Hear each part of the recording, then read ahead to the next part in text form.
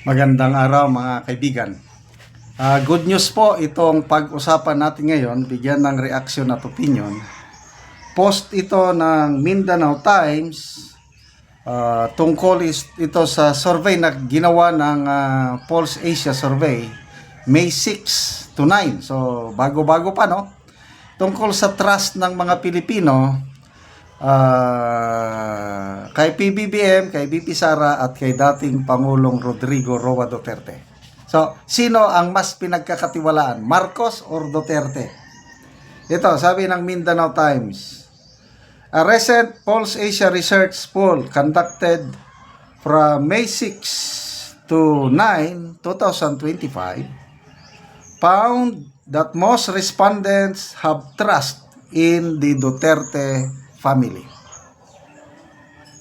Pulse Asia Research Incorporated is run by academics with acknowledged expertise in different social science disciplines and areas of practice. It is dedicated to monitoring salient socioeconomic, political, and cultural issues in the minds of the Filipino public via ABS-CBN News. Okay? So, ito na yung resulta. Masyadong malilit ang nakalagay sa yung inatas. Ito, isinulat ko na lang. Grabe. I don't know kung ano na naman ang reaksyon ni Jose Claire Castro nito dahil nilampaso ng mga Duterte ang kanyang amo. Okay. Trust. Ano ito? Trust. Big trust, undecided, and small trust. Okay. So, si PBBM, sa mga respondents, 32% ang may tiwala sa kanya. 27% ang undecided, samantalang 42% ang walang tiwala o small trust. So, dito, makukuha mo ang net satisfaction o net trust rating. I-minus mo lang yung big trust at saka no trust. So, dahil mas mababa yung nagtitiwala sa kanya, 32%, mas mataas yung hindi nagtitiwala. So, meron siyang negative 10% na net trust rating. Yeah, grabe. Si BP Sara, merong 50% na respondents may trust, tiwala sa kanya. 25% ang undecided, while 25% ang walang tiwala. Okay, so 50 minus 25, si BP Sara mayroong positive 25% trust rating. Oh, si PRRD, ano sa tingin nyo ang rating niya? Dito, ito na yung malaking sampal sa administrasyon ito. Yung ginawa nila na pinakulong. Nandun ngayon, naghihirap ang ating Tatay Digong. Ang may big trust kay Pangulong Duterte, 63%. Undecided, 20%. Samantalang, ang walang tiwala kay Tatay Digong, 17% lang, maliit lang. So, ang kanyang net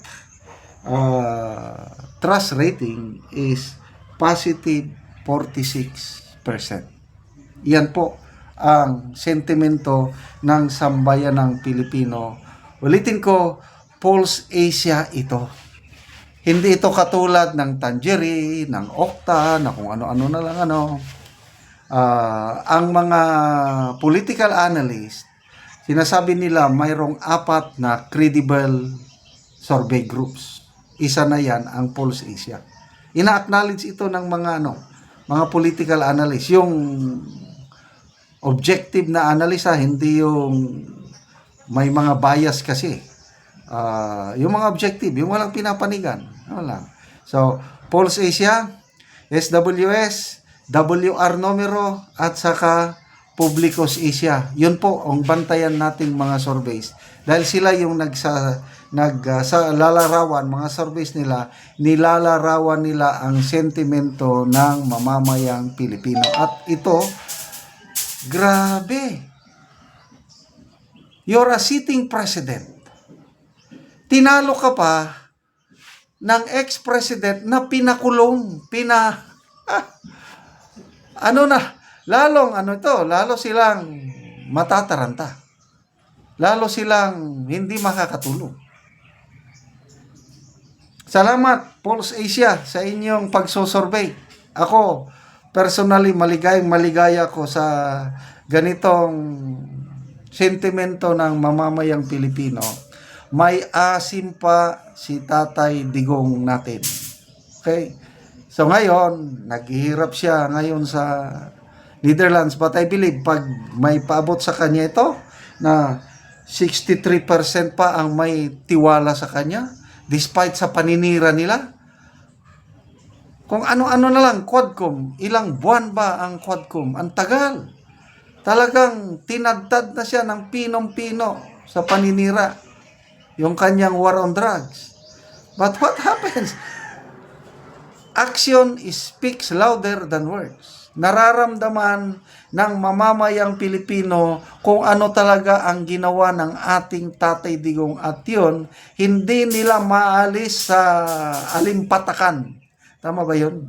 Tagalog ba yung alimpatakan? Alimpatakan at saka puso, damdamin ng mamamayang Pilipino. Hindi naman perpekto ang administrasyon ng ating Tatay Digong. Kailang maramdaman mo yung sinseridad niya, yung kanyang pagiging makatao, makamasa, yung kanyang strong leadership na nagmumura nga, kailang minumura niya yung mga adictos, benedictos, yung mga kriminal, yung I do not care about human rights. Sabi niya, what I care is the safety of innocent civilians. Balang makulong ako. O yun, nakulong na nga siya. So bakit siya nakulong? Dahil sa kanyang war on drugs.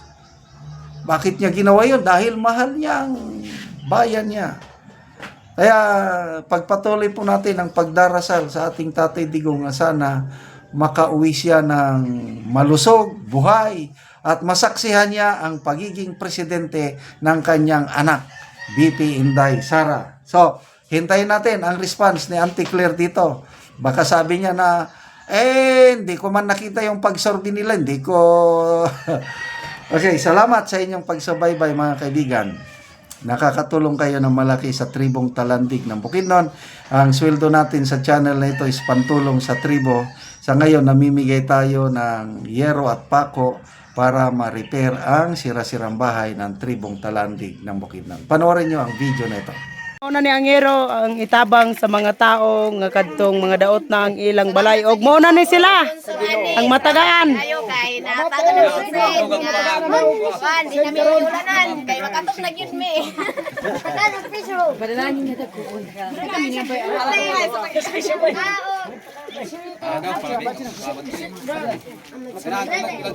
Ano men anom? Michael di ba bala na Michael Black.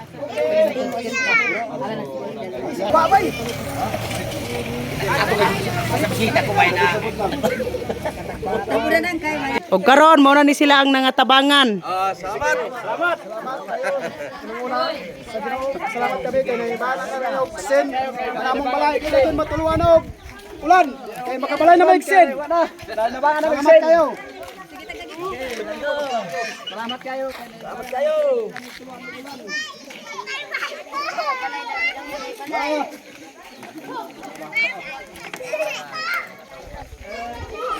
Nabangan kayo sen.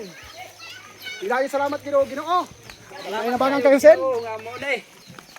Ay nabangan na gid ko.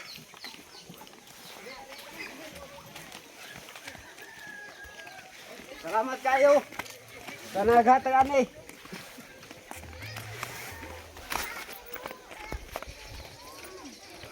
Ginuhap na hinabangan kayo sen para Salamat po ginuwa.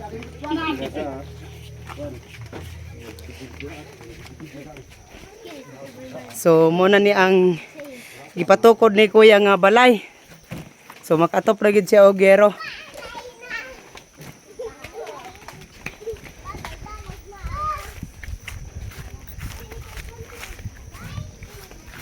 Ayo. Kaya nabangan na gid ko anay, makagbalay na gid ko.